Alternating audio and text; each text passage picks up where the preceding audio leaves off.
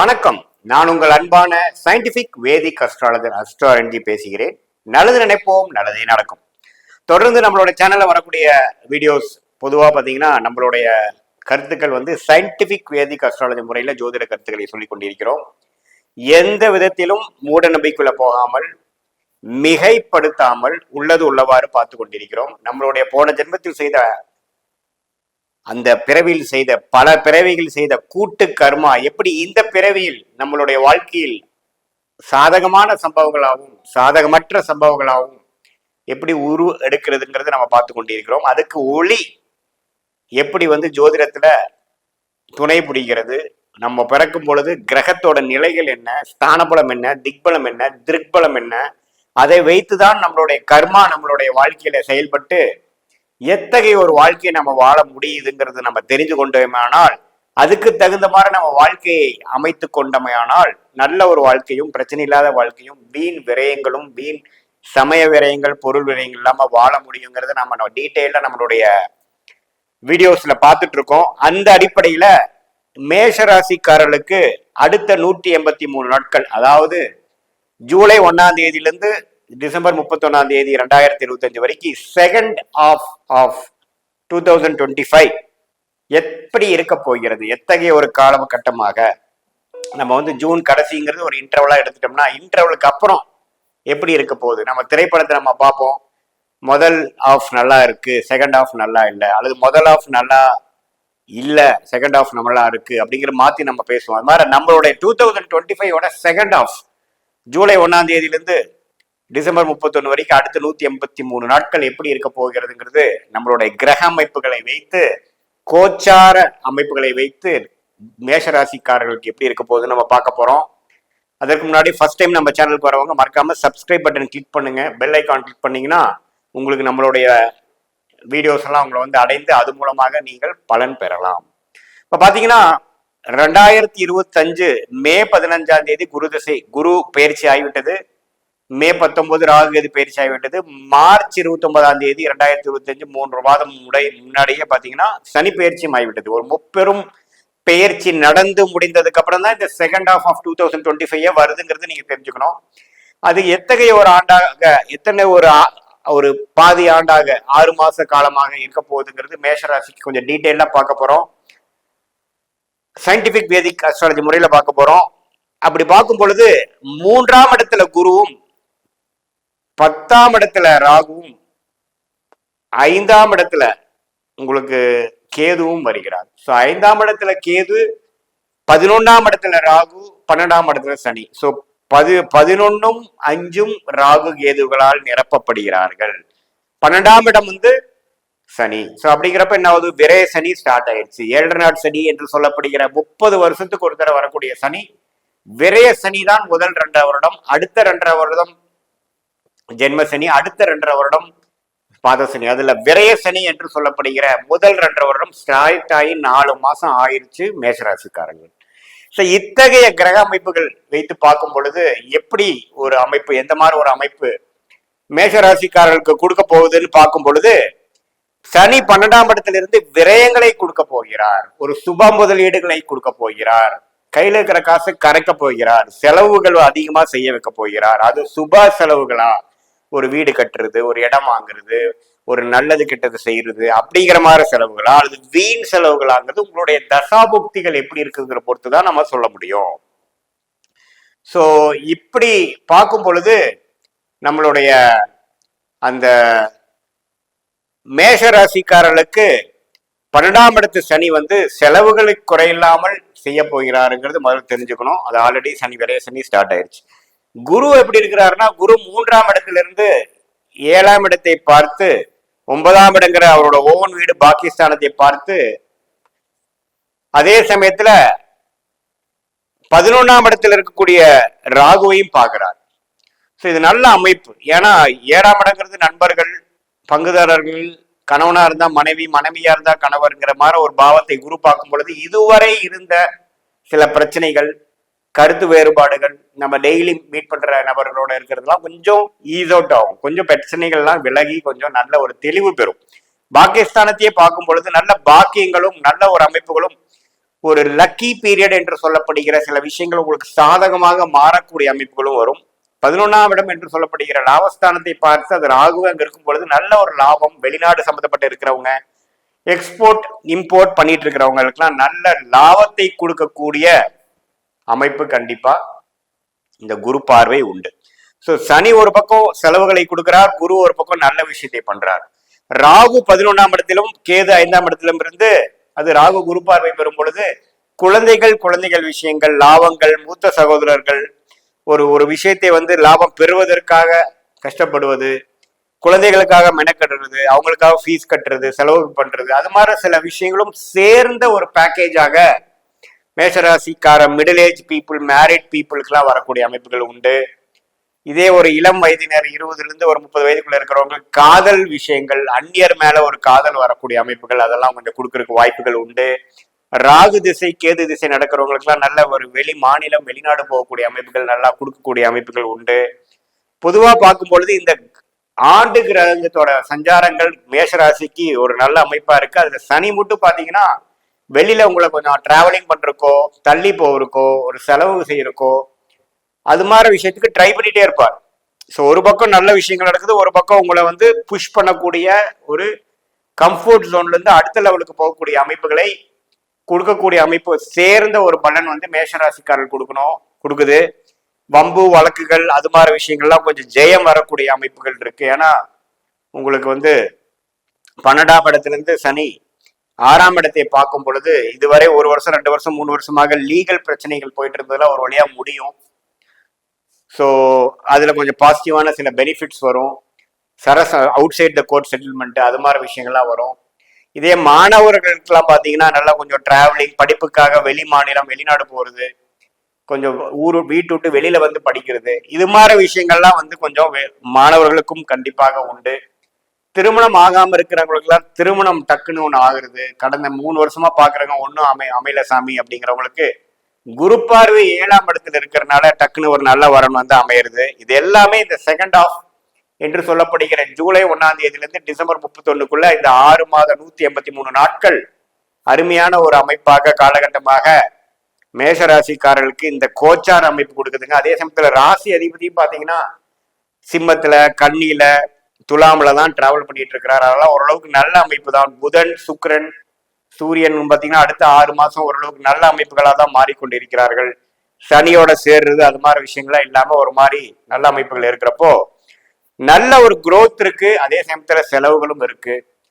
பரஸ்பர உறவுகளை ஒரு நல்ல நட்புறவு கொண்டு வரக்கூடிய விஷயங்கள் இருக்கு. கருத்து வேறுபாடு விலகிறது, புது பங்குதாரர்கள், புது நட்பு உண்டாகிறது, புதுசா ஒருத்தவங்களோட பழகிறது, கல்யாணம் கைகூடுறது, சுப நிகழ்ச்சிகள் நடக்கிறது, பாக்கியங்கள் கிடைக்கிறது, பூர்வீகம் வர்றது, அப்பா மூலமா சொத்து வர்றது, இது மாதிரி பல நல்ல விஷயங்கள் உள்ள ஒரு செகண்ட் ஹாஃப் ஆஃப் 2025 மேஷராசிக்காரர்களுக்கு உண்டு என்பதை நீங்கள் தெரிந்து கொள்ள வேண்டும். இது பொதுவான பலன்களே தவிர உங்களுடைய ஜென்ம ஜாதகத்துல எத்தகைய ஒரு தசாபுக்திகள் போய்கொண்டிருக்கிறதுங்கிறது தீர ஆராய்ந்து இந்த பலனோட சேர்த்து பார்க்கும் பொழுது உண்மையே துல்லியமான பலன் எப்படி இருக்க போகுதுன்னு வைத்து அது மூலமாக சயின்டிபிக் வேதிக் அஸ்ட்ராலஜி மூலமாக நீங்கள் முடிவெடுத்து உங்களுக்கு உங்களுடைய கர்மா என்ன காமிக்குதோ அது பிரகாரம் நீங்க வாழ்க்கையை அலைன் பண்ணிட்டீங்கன்னா நல்ல வெற்றியும் பண விரயம் சமய விரயங்கள் இல்லாமல் ஜெயிக்க முடியுங்கிறது நான் உங்களுக்கு சொல்ல விரும்புகிறேன். மீண்டும் மற்றொரு காணொலியில் சந்திப்போம். நன்றி, வணக்கம். வணக்கம், நான் உங்கள் அன்பான சயின்டிபிக் வேதிக் அஸ்ட்ராலஜர் அஸ்ட்ரோரஞ்சி பேசுகிறேன்.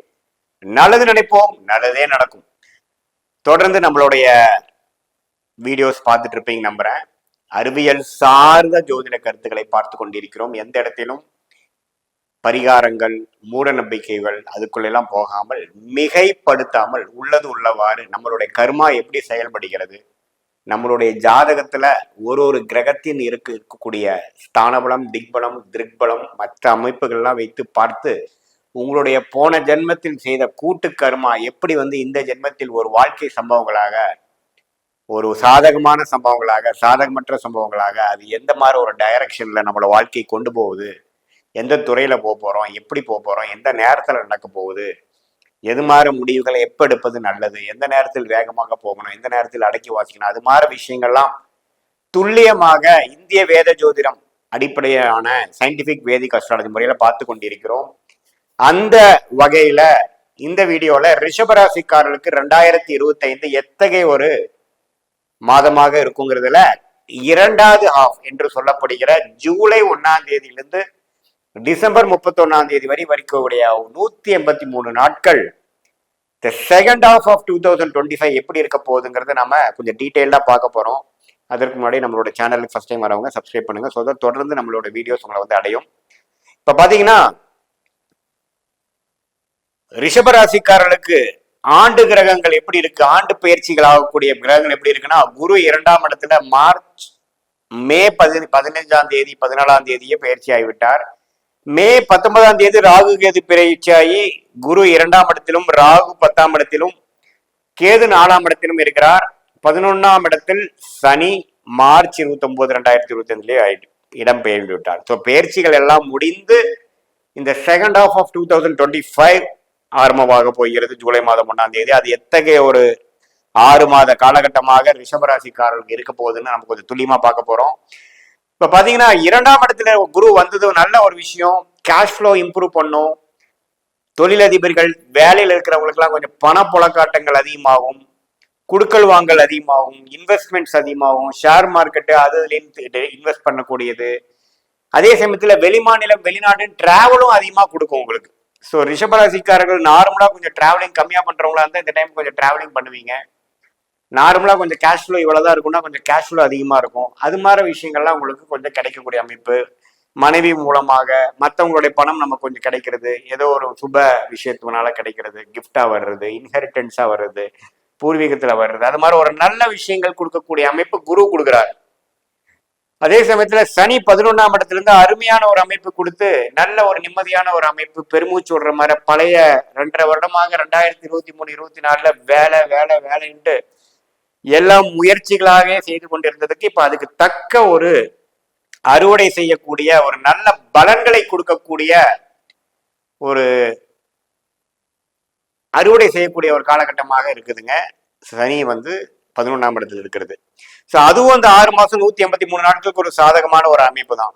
ராகு 10ஆம் இடத்துல குரு பார்வை பெறும் பொழுது சில புதிய உத்வேகம், புதிய முயற்சி, அடுத்த ஏரியால அடுத்த டெரிட்டரியில போய் பண்றது, புதுசா ஒரு பிரான்ச் போடுறது, தெரியாத இடத்துல போய் கொஞ்சம் பண்றது, இது மாதிரி சில விஷயங்கள்லாம் நம்ம வந்து வாழ்க்கையில கொஞ்சம் செய்ய போறோம். தொழில் இருக்கிறவங்க இன்னொரு அபிவிருத்தி பண்ண போறாங்க. வெளிநாடு இம்போர்ட் எக்ஸ்போர்ட், வேற ஊர்ல போய் ஒரு புதுசான ஒரு டெரிட்டரியில போய் நம்ம ஜெயிக்கிறது, ஆர்டர்ஸ் எடுக்கிறது, படிக்கிற பசங்க பார்த்தீங்கன்னா வெளியூர் போய் படிக்கிறது, இது மாதிரி விஷயங்கள்லாம் கொடுக்கக்கூடிய அமைப்புகள் கண்டிப்பா ரிஷபராசிக்காரர்களுக்கு எல்லா வயதினருக்கும் கொடுக்கக்கூடிய அமைப்புகள் உண்டு.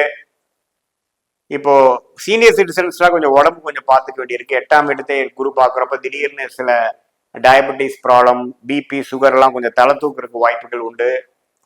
அடிவயிறு பிரச்சனைகள் அது மாதிரிலாம் கொஞ்சம் கொடுக்கக்கூடிய அமைப்புகள் உண்டு. ஸோ பொதுவாக பார்க்கும் பொழுது இந்த குரு பார்த்தீங்கன்னா கேஷ் ஃப்ளோ, டிராவலிங் அது மாதிரி விஷயத்துக்கு நம்ம சாதகமாகவும், மன நிம்மதியும், ஒரு பெரிய பிரச்சனை இல்லாமல் ஓரளவுக்கு வாழக்கூடிய அமைப்புகள் கொடுக்கக்கூடிய மிகப்பெரிய 2 கிரகமாகிய சனியும் குருவும் கொடுக்குறாங்க. ராகுக்கு எது பார்த்தீங்கன்னா தாயார், இடம், வீடு, வண்டி, வாகனம் அது மாதிரி விஷயத்துல சில ஆக்டிவிட்டிஸ், தொழிலில் ஒரு நான் முதலே சொன்ன மாதிரி ஒரு உத்வேகமான முயற்சி, வீட்டை மாற்றி அமைக்கிறது, ஒரு பழைய வண்டியை கொடுத்து புது வண்டி வாங்குறது, தாயாருக்கு உடல்நிலை கொஞ்சம் பிரச்சனைகளால அவங்களுக்கு கொஞ்சம் பார்க்கறது, இது மாதிரி சில பல விஷயங்கள் வந்து மூவபிள் அண்ட் இம்மூவபிள் ப்ராப்பர்ட்டிஸ்க்கு வேணுங்கிற சில ஆக்டிவிட்டிஸ் எல்லாம் கொஞ்சம் பண்ண வேண்டியது. குறிப்பா ராகு திசை கேது திசை நடக்கிறவங்களுக்குலாம் இது அதிகமாகவே நீங்க பார்க்கலாம். மற்றபடி ராசி அதிபதியாகிய சுக்கிரன், செவ்வாய், புதன், சூரியன்லாம் பார்த்தீங்கன்னா ஓரளவுக்கு நல்ல அமைப்பாக தான் இந்த 6 மாச காலகட்டத்தில் இருக்கிறாங்க. அதெல்லாம் ஒன்றும் தவறு இல்லை. ஸோ மேலோட்டமா நல்லா பார்க்கும் பொழுது ரிஷபராசிக்காரர்களுக்கு பண விஷயம் பாசிட்டிவா இருக்குது, குடும்பம் அமைகிறது பாசிட்டிவா இருக்குது, அடுத்தவங்க பணம் நமக்கு வர்றது பாசிட்டிவா இருக்குது, வர வேண்டிய பணம் வந்து சேர்றது பாசிட்டிவா இருக்கு, வெளிநாடு போறதுக்கு பாசிட்டிவா இருக்குது, வெளி மாநிலம் போறதுக்கு பாசிட்டிவா இருக்கு. அதே சமயத்துல சில விஷயங்கள் கடுமையா உழைச்சதுக்கு வேணுங்கிற பலனை அனுபவிக்கிறதுக்கு அருமையா இருக்கு. அதே சமயத்துல புது ஏரியா, புது டெரிட்டரி, புது ஒரு முயற்சியில போய் ஜெயிக்கிறதுக்கு வேணுங்கிற உத்வேகமும் அமைப்பு கிடைக்கிற அமைப்பு இருக்கு. ஸோ இதே மாதிரி மாணவர்கள் பார்த்தீங்கன்னா ஒரு புதுசா ஒரு படிப்பு படிக்கிறது, அதுக்கு வேணுங்கிற ஒரு புதிய என்வாயன்மெண்ட்ல போய் படிக்கிறது. இதே வந்து இளம் வயதினர் பார்த்தீங்கன்னா ஒரு டிரான்ஸ்ஃபர் ஆகி இன்னொரு இடத்துக்கு போறது, கவர்மெண்ட் ஜாப்ல இருக்கிறவங்க புதுசா ஒரு ஏரியாவுக்கு மாறுறது, ஓரளவுக்கு நல்ல அமைப்புகளாக இருக்குது. ஏன்னா சனி 11ஆம் இடத்துல இருக்கிறது அருமையான அமைப்புங்க. அதனால இந்த 183 நாட்கள் வந்து ஓரளவுக்கு பழைய பிரச்சனைகள்லாம் கொஞ்சம் படிப்படியா முடிந்து ஒரு நல்ல அமைப்பை கொடுக்கக்கூடிய ஒரு அமைப்பு ரிஷபராசிக்காரர்களுக்கு கட்டாயம் வந்துருச்சுன்னு தான் நம்ம தெரிஞ்சுக்கணும். அதே சமயத்துல போன வருஷம் ஒரு வருஷம் நடந்ததுக்கும் இதுக்கு என்ன டிஃபரன்ஸ்னா, போன வருஷம் பாத்தீங்கன்னா ஓரளவுக்கு எல்லாமே ஸ்டெபிளைஸ் ஆச்சு, செலவுகள் கட்டுக்குள் வந்தது, எல்லாமே ஓரளவுக்கு ஒரு 1.5 வருஷமா செய்த உழைப்புக்கு வேணுங்கிற விஷயங்கள் நல்லா வந்தது. ஆனா இந்த டைம் பாத்தீங்கன்னா அடுத்த கட்ட ஒரு முயற்சி, அடுத்த கட்ட ஒரு புதிய ஒரு உத்வேகம், கொஞ்சம் முதலீடு, உண்மையா அதுக்காக இன்னும் கொஞ்சம் ஓடுறது, அது மாதிரி அடுத்த லெவல் ஆஃப் ப்ரோக்ரஸ்க்கும் குரோத்துக்கு ஓரியன்ட்காக திட்டம் தீட்டி, புதிய வேலையில் இருக்கிறவங்களா இருந்தாலும் வேலை மாறுதலுக்காக ஒரு விஷயம், புதிய ஒரு குரோத்துக்காக வேலை மாறுறது, புதிய டொமைனுக்கு மாறுறது, நல்ல பேக்கேஜில் மாறுறது, அதே மாதிரி தொழிலில் இருக்கிறவங்க ஒரு அபிவிருத்திக்காக வர்றது, இன்னொருத்தரோட சேர்ந்து ஒரு முயற்சி எடுக்கிறது, கூட்டு தொழிலாக பண்ணுறது, சுப இன்வெஸ்ட்மெண்ட் பண்ணுறது, ஒரு தொழில் இருந்துட்டு இன்னொரு தொழிலில் கால் வைக்கிறது, இது மாதிரி பல விஷயங்கள் பண்ணக்கூடிய ஒரு அற்புதமான ஒரு காலகட்டமாக செகண்ட் ஹாஃப் ஆஃப் 2025, அதாவது அடுத்த 183 நாட்கள், ஜூலை 1ஆம் தேதியிலிருந்து டிசம்பர் 31 வரைக்கும் ரிஷபராசிக்காரர்களுக்கு அற்புதமான ஒரு நாளா, அற்புதமான ஒரு காலகட்டமாக வருகிறதுங்க. இது மெயினாவே ரிஷபராசிக்காரங்க பண விஷயம், பினான்ஸ் விஷயம், பிசினஸ் விஷயத்துல கொஞ்சம் ஆர்வம் உள்ளவர்களாக இருப்பாங்க. அவங்களுக்கு எல்லாமே இந்த டைம் வந்து கொஞ்சம் இது இன்வெஸ்ட்மெண்ட் அது மாதிரி விஷயத்துல இருக்கும். ஒரே விஷயம் கேர்ஃபுல்லா இருக்க வேண்டியது என்னன்னா, சனியின் பார்வை உங்களுக்கு 8ஆம் வீட்டுக்கு வரனால ஷேர் மார்க்கெட் அதுல என்ன நீங்க நம்ம ஆக்டிவா ட்ரேடிங் பண்ணக்கூடாது, லாங் டேர்ம் இன்வெஸ்ட்மெண்ட் தான் பண்ணணும். தங்கம் அது மாதிரி கொஞ்சம் ஸ்டாக்ஸ்ல எல்லாம் லாங் டேர்ம் இன்வெஸ்ட்மெண்ட் தான் பண்ணணுமே ஒழிய நம்ம ட்ரேடிங் பண்றது, இன்னைக்கு வாங்கிட்டு நாளைக்கு விற்கிறது, நம்ம F&Oன்னு சொல்லக்கூடிய ஃபியூச்சர்ஸ் அண்ட் ஆப்ஷன்ஸ்ல போய் பண்றதெல்லாம் வந்து கொஞ்சம் பிரச்சனைக்குரிய டைமா கொடுத்துருங்கிறத நீங்க தெரிஞ்சுக்கணும். நிறைய பேருக்கு இது மாதிரி ஆர்வம் வரும். 8ஆம் வீட்டுல குரு பார்வை வரும் பொழுது ஆல்ரெடி ராகு திசை போயிட்டு இருக்கிறோம், 8ஆம் வீட்டு அதிபதி திசை போயிட்டு இருக்கிற ரிஷபராசிக்காரர்களுக்கு இது மாதிரி ஒரு ஆர்வம் வரதான் செய்யும். ஆனா அதுல இருந்து நீங்க மாட்டிக்காம அதுல வந்து நீங்க லாங் டேர்மா தான் பண்ணணும் இல்லையா, நம்ம போட்டு அதுலயே இருந்தோம்னா நமக்கு வாழ்வாதாரம் கெட்டு போயிடுங்கிறது நான் வந்து சொல்ல விரும்புறேன். நீங்களே வந்து பண்ணி பார்த்தீங்கன்னா உங்களுக்கே புரியும். இது வந்து ஒரு பொதுவான பலனே தவிர உங்களுடைய ஜென்ம ஜாதகத்துல எப்படி ஒரு நடக்குது, தசாபுக்திகள் எப்படி இருக்குதுங்கிறதெல்லாம் நம்ம துல்லியமா பார்த்து இந்த கோச்சார் அமைப்போட சேர்த்து பார்க்கும் பொழுது துல்லியமான ஒரு ப்ரெடிக்ஷன் எடுத்து அது மூலமாக வாழ்க்கையில எந்த நேரத்துல எது செய்யணும், எந்த டைரக்ஷன்ல அடுத்த காலகட்டங்கள் ஷார்ட் டேர்ம் லாங் டேர்ம் எப்படி வருது நமக்கு தெரிஞ்சு அதுக்கு தகுந்த மாதிரி முடிவுகள் எடுத்து வாழ்க்கையில ஜெயிக்க முடியுங்கிறத நான் கேட்டுக்கொள்கிறேன். மீண்டும் மற்றொரு காணொலியில் சந்திப்போம். நன்றி, வணக்கம்.